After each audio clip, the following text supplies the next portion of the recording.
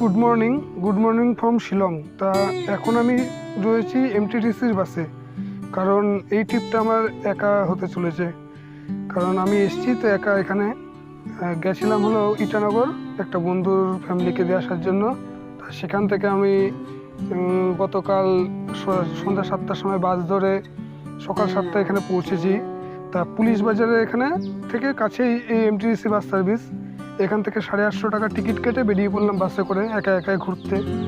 তা আজকে এই বাসে আমাদেরকে যেটা দেখাবে সেটা হলো মাউলিন গ্রাম, তারপর ডাউকি নদী, তারপর একটা কি একটা কেভ আছে, সেই কেভটা। তো এই যাত্রার অভিজ্ঞতাটা খুবই ভয়ঙ্কর ছিল, কারণ গতকাল যখন আমি ইটানগর থেকে বাসে উঠলাম, তা সেই বাসে ওঠার পরে সারা রাত ঘুম হয়নি, কারণ পাশে এক মাতাল টাইপের লোকের মানে সিট ছিল। তা যাই হোক, এইভাবে আসলাম সারা রাত। এসে এখানে সকালবেলা এসে হোটেলটা কোনো রকমভাবে বুক করলাম। সিঙ্গেল রুম থাকার জন্য 800 টাকা নিল পার হেড, মানে পার ডে। তা রুম বুক করেই আমি দেখলাম টাইম নেই, শটাং চলে আসলাম 8টার মধ্যে এমটিডিসি বাস সার্ভিসে এখানে। তো এমটিডিসি সার্ভিসে আসার পরে এখানে একটাই সিট পেলাম বাসের সামনে। তা এখানে কষ্ট হয়েছে, কিন্তু সুবিধা হয়েছে, কিছু ভালো ভিউ দেখার সামনে থেকে। তো যাই হোক, এখানে এসে দাঁড়ালো এই ভ্যালিতে এসে দাঁড়ানোর পরে তো এখান থেকে বেশ সুন্দর লাগছিলো, কিন্তু আমি ছবি নিতে পারছিলাম না, কারণ এই টাইটানিক পয়েন্টে এত রোমান্টিক মুডে সবাই দাঁড়িয়েছিল। তাদেরকে বলতে পারছিলাম না যে একটু সরে যান, আমিও একটা ভিডিও বানাতে এসেছি, একটু ভিডিও বানাই। তাই এদের মুড দেখে মনে হলো আমার আর ছবি নেওয়া হবে না, এদিকে বাস ছেড়ে যাওয়ার তাড়া ছিল। তা যাই হোক, তাড়াতাড়ি করে আবার বাসে রিটার্ন করলাম এখান থেকে, বেশিক্ষণ টাইম নষ্ট না করে। তো এই এমটিডিসি সার্ভিসে যে এক্সপিরিয়েন্সটা আমার হয়েছে, কেউ একা আসলে ঠিক আছে, তাছাড়া যদি 4-5 জন গ্রুপে আসো তাহলে এমটিডিসি সার্ভিস নিতে যেও না, তোমাদের না ঠিক মতো কোনো ভিউ দেখতে পাবে না কিছু। তো যাই হোক, আমরা চলে আসলাম এখন মেঘালয়ের এই ডাউকি নদীর কাছে। তা নেমে এখানে আসার আনন্দটাই আলাদা ছিল, যে ডাউকি নদী নর্মালি এতদিন দেখেছি যে একদম কাচের মতন জল, স্বচ্ছ জল, একদম নিচ অবধি দেখা যায়। তা এখানে আসার পরে দেখলাম 3 জনের বোটিংয়ে 800 টাকা করে নিচ্ছে। তো যাই হোক, আস্তে আস্তে বাসের মধ্যে 2টো পার্টনার পেয়ে গেছিলাম মেদিনীপুরের, তাদের সাথে শেয়ার করে নিলাম। এই বোটিংয়ে যে এক্সপিরিয়েন্সটা হলো, সেটা যদি ছবি তুলতে হয় কিংবা ভিডিও বানাতে হয় তাহলে আলাদাভাবে রিজার্ভ করে করাটাই ভালো। তাছাড়া শুধু দেখার জন্য এই 800 টাকায় 3 জন ঠিক আছে, তাছাড়া সম্ভব না, কারণ এরাও অতটা ভালো ব্যবহার করে না ঠিক মতো, যে একটু দাঁড়িয়ে ছবি তুলবো, একটু আমি এদিক ওদিক নড়বো। হ্যাঁ, ওদের বিরক্ত লাগে ওদের কাছে। তা যাই হোক, আর কি করা যাবে, এর মধ্যে দিয়ে ভিডিও বানাতে থাকলাম। তো বেশ দারুণ লাগছিল, এতটাই সুন্দর লাগছিল। টোটাল বোটিংয়ের টাইমটা ছিল হয়তো ম্যাক্সিমাম আধ ঘন্টা। তা তোমরা যদি কেউ বর্ষার সময় আসো তাহলে হয়তো এরকম এক্সপিরিয়েন্স হবে না, কারণ এত সুন্দর পরিষ্কার জল পাবে না, সেই সময় একটু ঘোলা জলই থাকে। আমি যতটা বাকি লোকেদের কাছ থেকে শুনেছি।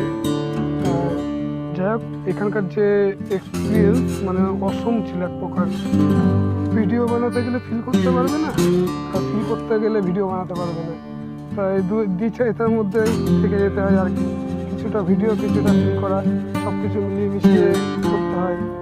তা যাই হোক, এই যে ব্রিজটা দেখতে পাচ্ছি ওপরে, আমরা ছিলাম ওপারে। তা ওপারে এই ব্রিজের উপর দিয়ে এপারে এসে তারপরে আমরা ডাউকিতে নেমেছি, কারণ ওপার দিয়ে কোনো নামার রাস্তা ছিল না। আর এই ডাউকির ম্যাক্সিমাম ভাগটাই পড়ে যায় হলো বাংলাদেশের মধ্যে। তা এই হলো বাংলাদেশের বর্ডার, দেখতে পাচ্ছ এই ডাউকি নদীর পাড়ে যে বর্ডারটা রয়েছে। তো এই হলো কেমন বর্ডার বুঝতেই পারছো, ওই পাথরগুলোকে কালার করে দিয়ে বর্ডার বানানো হয়েছে। তো এই বর্ডারে আমাদের বিএসএফ আর ওদের যে বিজিবি ওরা থাকা সত্ত্বেও কিছু বাংলাদেশি ওস্তাদ বলা চলে ওরা, তো ওরা নোম্যান ল্যান্ডে এসে দাঁড়াচ্ছে, হিরো দেখানোর চেষ্টা করছে নিজেকে।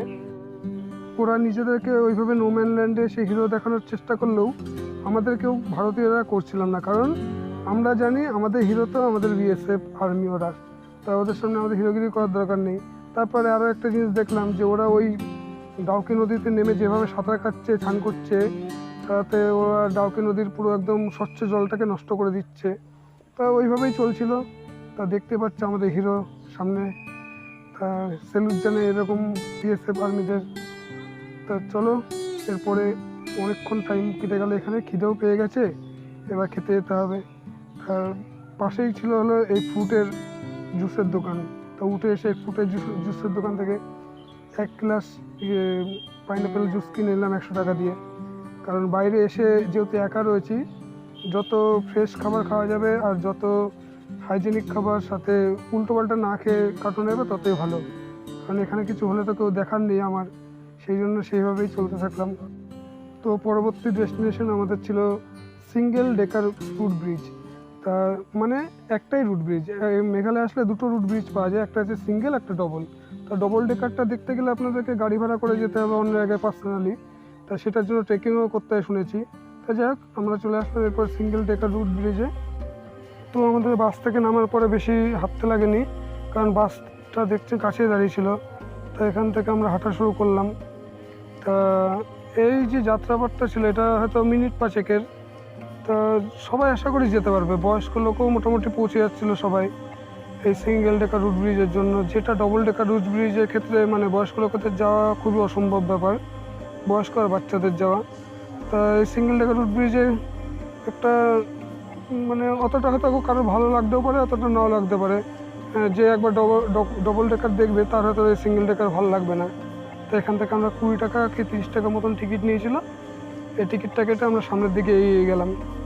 তো দেখতে পাচ্ছি খুব কম সময় মানে হেঁটে এখানে পৌঁছে গেছিলাম।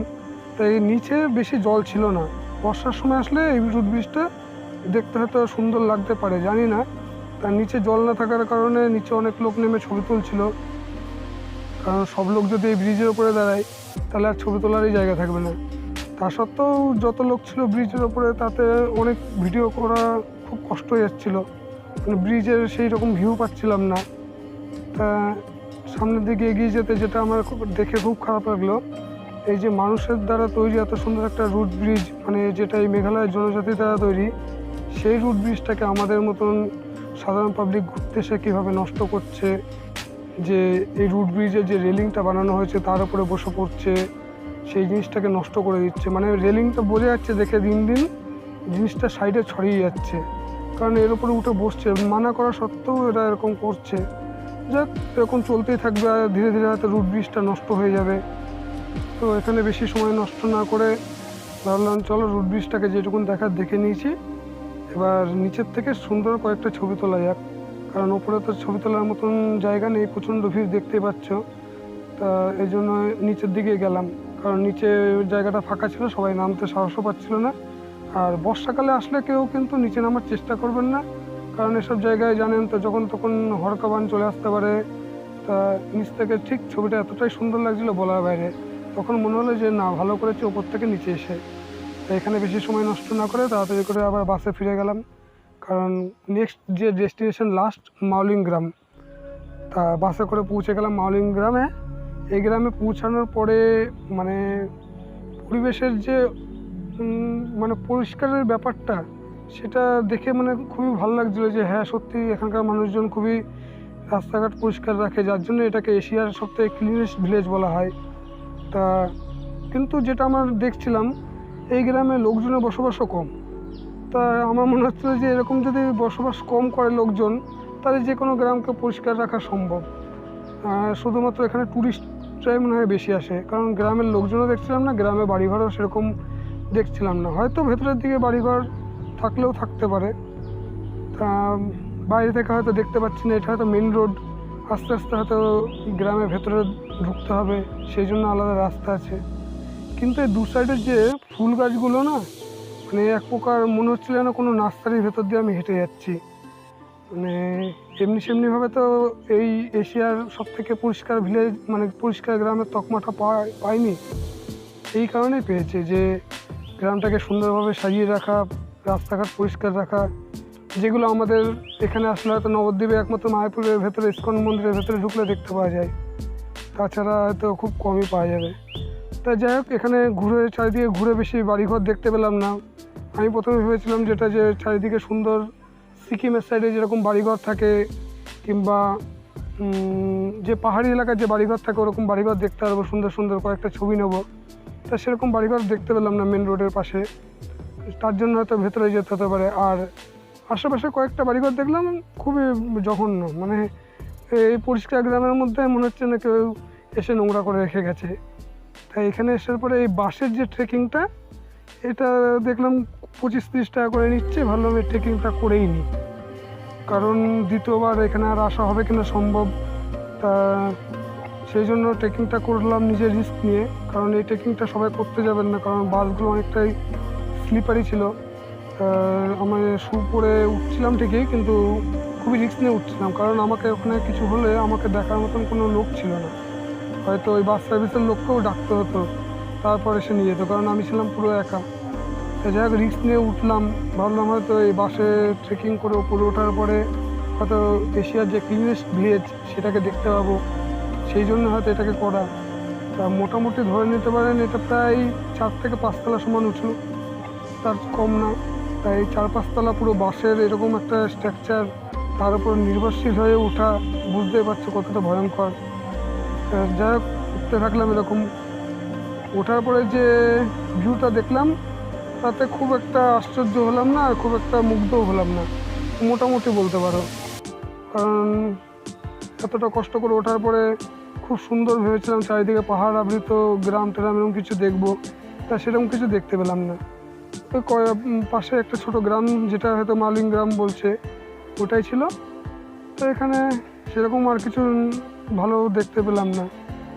তো আপাতত এই পর্যন্তই, কারণ এরপরে আর সময় হলো ট্রেনে ভিডিও বানানোর, কারণ ব্যাটারিতে চার্জও ছিল না, সাথে মনটাও ভালো ছিল না, সারাদিন একা একা এইভাবে কাটিয়েছি।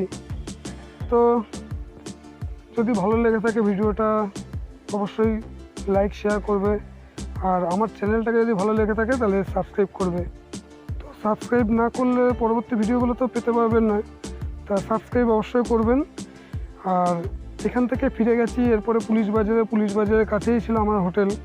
তা ওই হোটেলের সম্পর্কে আমি কিছু বলবো না, কারণ আমার খুব একটা ভালো লাগেনি, তাই আপনাদেরকেও বলবো না যে যেতে।